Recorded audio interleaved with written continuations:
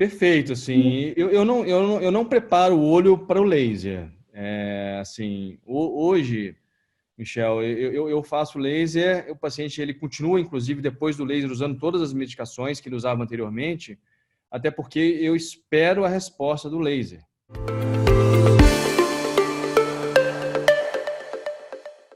Enfim, imaginem, por exemplo, essa paciente, RS, 43 anos, né, com uma pressão intraocular de 24, uma história familiar de glaucoma e 511 micra de paquimetria.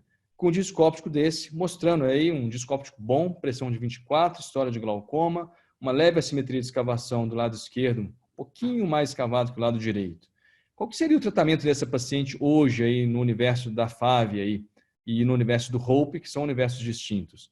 Será que essa paciente sairia com um timololzinho, aquele paciente, aquele colega que passa um timolol por desencargo de consciência? Eu vou deixar um colírio para você.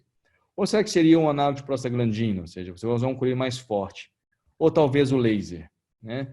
Então, quando a gente está olhando o universo do outro, muitas vezes a gente talvez passaria um colírio, que vai usar 2 vezes por dia, ou um colírio que vai usar 1 vez por dia, mas que tem um custo elevado, vai deixar o olho vermelho, o olho mais ressecado, a pálpebra escura, o cílio grande, vai mudar a cor dos olhos, ou o laser, né?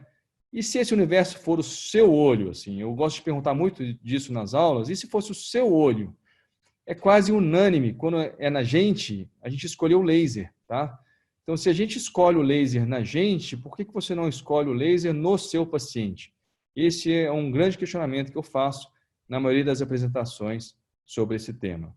E aí tá. Então, para finalizar, a gente tem que saber exatamente onde que a gente vai entrar.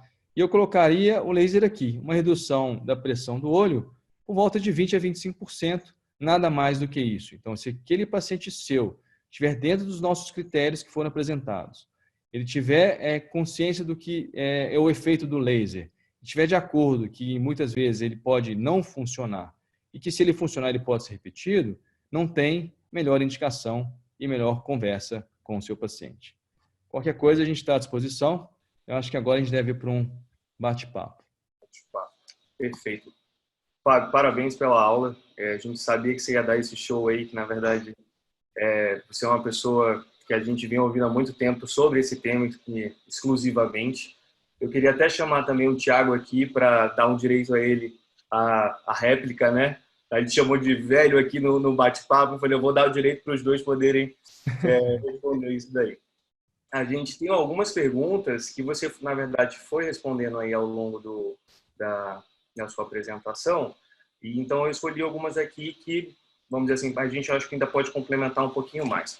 Pacientes que usam prostaglandina, tá? Você costuma interromper a medicação um dia antes, um dia depois, mantém da mesma forma? Eu acredito que quem perguntou está em dúvida em relação a essa questão pró-inflamatória da medicação.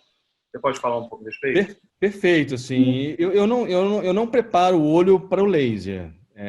Assim, hoje, Michel, eu faço laser, o paciente ele continua, inclusive, depois do laser, usando todas as medicações que ele usava anteriormente, até porque eu espero a resposta do laser. Então, muitas vezes pode ser que esse paciente não tenha uma resposta, então eu espero a resposta do laser. Agora, nesse sentido aí, se eu estou com um paciente, às vezes a gente pega o paciente, a gente está ali naquela conversa e a gente quer tentar fazer o laser no paciente porque a gente acredita que é melhor para ele, mas ele não está seguro, eu não prescrevo a prostaglandina. Eu prescrevo uma combinação fixa e vou acompanhando esse paciente. Falo, olha, que tal? Pensou? Doutor, eu não vou fazer o laser de qualquer jeito, não vou fazer, não quero fazer. Eu falei, então beleza, então vamos para uma prostaglandina. Mas até ele decidir, eu não entro com a prostaglandina se ele não estiver usando. Tá ótimo, então. Você chegou até a responder essa questão de pacientes submetidos à TREC e que foram posteriormente submetidos ao SLT. Fizeram essa pergunta aqui, mas eu queria saber na tua experiência, funciona mesmo, principalmente naquelas TRECs que falharam, aquele trabeculado que, vamos dizer assim, obedece os critérios que você mencionou no começo da aula. Eu queria que você comentasse um pouco a respeito. Olha, eu vou ser honesto com você. Eu só vi isso agora quando eu estava preparando essa aula. Eu não tenho como regra, tá? Na minha cabeça, eu vejo que se você desvia, a partir do momento que a gente faz, e eu penso isso para amigos também, a partir do momento que a gente muda a via de drenagem do muco aquoso, por uma via não convencional, seja uma TREC, seja um medicamento, seja algum procedimento, a gente vai ter ao longo de um tempo uma atrofia da drenagem pela via convencional. Então, as veias aquosas, né, elas não vão funcionar tão bem como funcionaria.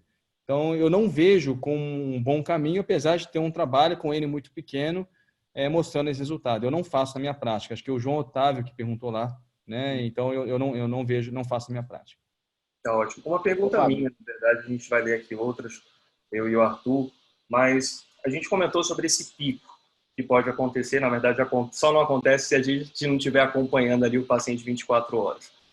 E aí eu vou te dar um cenário que a gente sabe que pode acontecer, aquele paciente que não sabia que tinha glaucoma, não usava nenhuma medicação e chega com uma escavação já subtotal, um nervo já bem sofrido.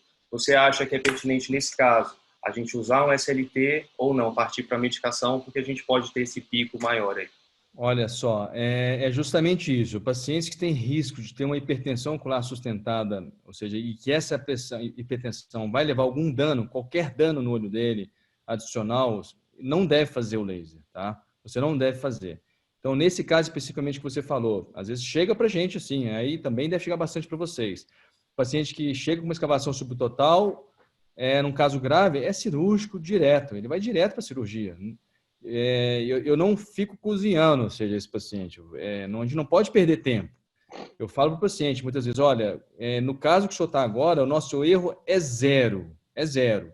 Se com laser minha chance de não funcionar é de 15% a 20%, às vezes 30%, eu não quero correr esse risco. Eu acho que a gente não deve correr o risco com o olho dos outros, né? Acho que o melhor é não fazer isso. Perfeito.